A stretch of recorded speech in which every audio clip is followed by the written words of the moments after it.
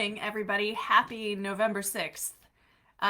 If you're in a swing state, that means that the ads stopped today, which is really nice. So, for the rest of us in Michigan here, we've seen nothing but political ads for, I don't know, what seems like forever.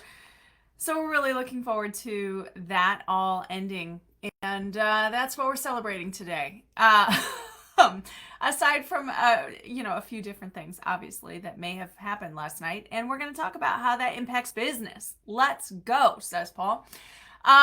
Here's the thing, guys. So the election is over. You've heard me talk about the different things that are impacting business right now. We've talked about the cost of living crisis. We've talked about the economy. We talked about the uncertainty of the election. Now, here's the thing about that. Whether you like who was elected or you don't like who was elected, the uncertainty portion is gone.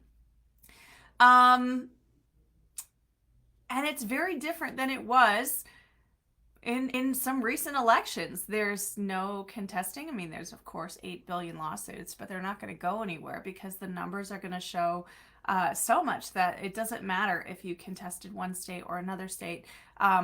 The electoral college votes were so overwhelming that there's really no questions. So it's the first election in recent memory where it's kind of a done deal, like right now, even though not everything is even tabulated. It's just the way that it's going to be.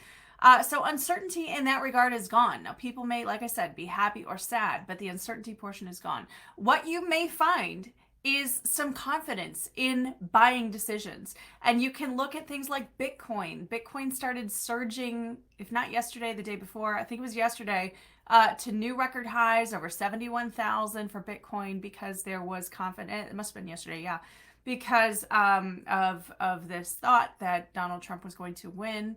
And so Bitcoin starts surging. People start having confidence in the market. That's one thing that you'll hear a lot of people say, whether you like him or not, it really doesn't matter.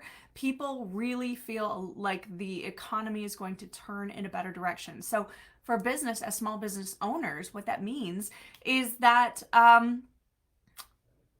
this could be the start of a good swing for you. Okay. People's confidence in how their money is going to look in the future will be a little bit better. So if you were concerned or if you were having lots of these problems, people may start to make those more long-term decisions with regards to their training, buying year-long memberships, and having a little bit less nervousness going into a decision like that. Because again, one of those three variables that we've been talking about for a long time now is off the table. So that's a really, really good thing.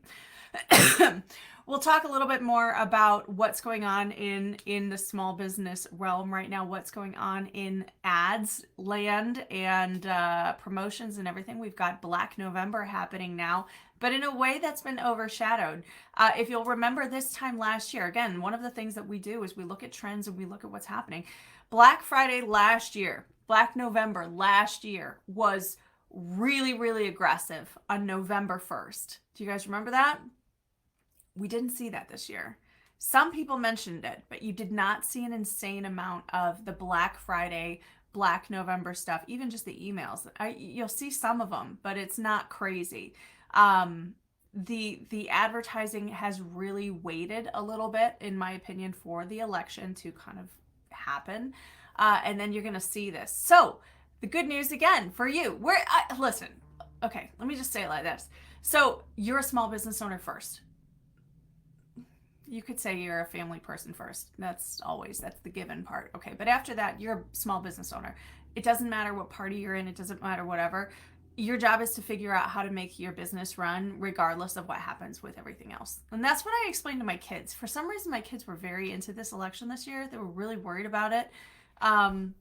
They were really worried about who was going to get elected. And my son, especially, who's 9, I don't know if you've just been hearing it a ton at school, but he was like, very invested in this. He's like, what are we going to do if this person wins? What are we going to do if this happens?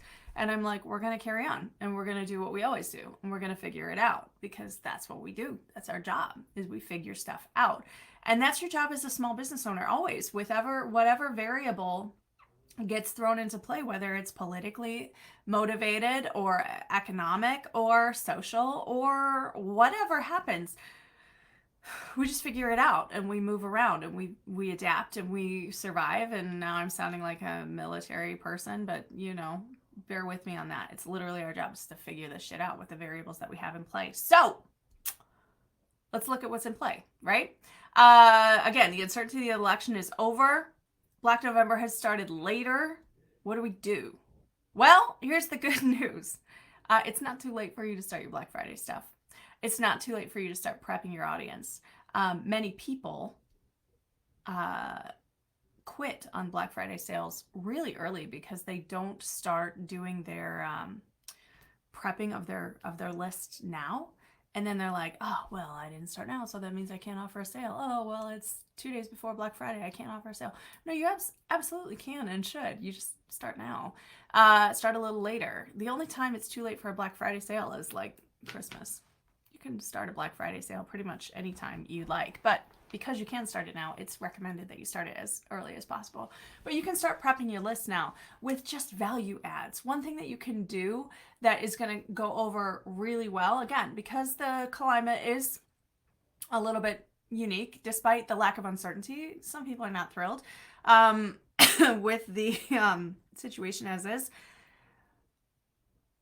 Borrow what's being used at the national level. Okay, what's being used. And again, this is how we look at other industries and we use what's being done elsewhere. It's the same thing, okay? Right now, you're seeing national calls for unity. We're going to think in a similar vein. Without calling for unity, we're just going to use things like value ads. And we're going to do non-controversial value ads. This is not the time to say that it's Epstein's people versus Diddy's people in the political election. Yes, I just said that. This is not the time for you to say that in an email to your potential clients. Don't do that. Whether or not you want to have conspiracy theory-driven conversations over a beer with your buddies and say all those kinds of things that, yes, I've heard all of you saying. That was early, by the way. It's early in the day for me to throw that line out, but here we are. It's much better for you to post things like, this is a story of a little girl who is training and she's having great results. This is a story of a guy who's lost 40 pounds. This is a story of a person who has had increased confidence. This is a story of somebody who never thought they could train, but then they watched their grandson do it and they decided they were going to do it. Those are good stories right now.